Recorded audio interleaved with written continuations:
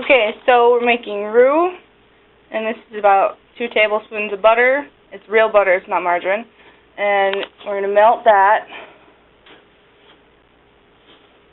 Once that's melted, you add the same weight of flour, but I don't have a scale with me, so I'm going to teach you how to do it without measuring weight. Okay? And then we're going to make gravy with that.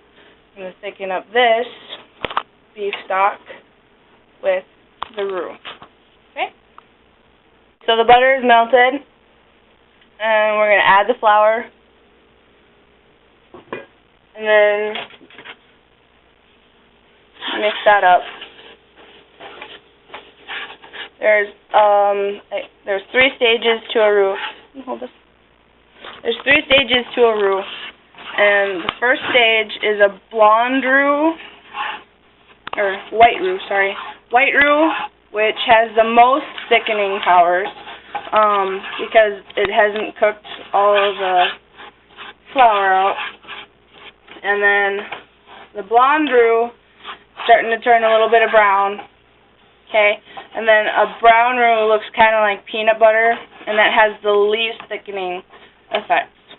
Okay, so usually roux would be a little bit thicker than this, but this is okay too. So we're going to add that to this, and don't ever add your roux to a boiling liquid. You can also use cornstarch. Same principle, make a slurry out of it as cold water and your cornstarch.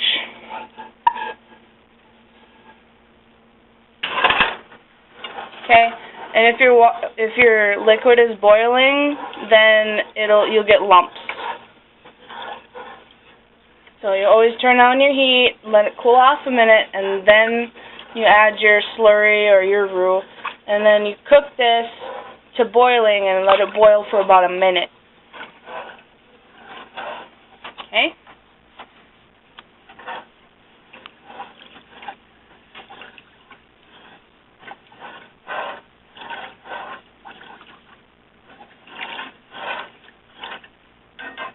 I'm going to let that boil, and we'll come back to it.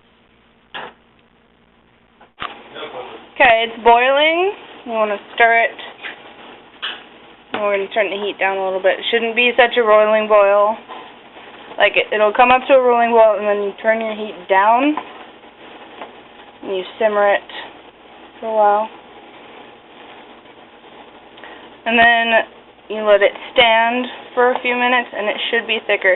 If it's not quite as thick as you want it to be, you just make more roux and add a little bit at a time. Continue on, repeat the process of bringing it to a boil. And then there should be gravy when we're done. And you put it over your mashed potatoes. This is homemade gravy. And there's a recipe for this with the hot roast beef sandwiches on my blog. So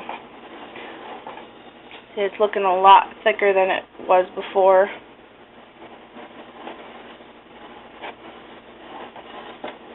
Thank you for watching, and have a great day.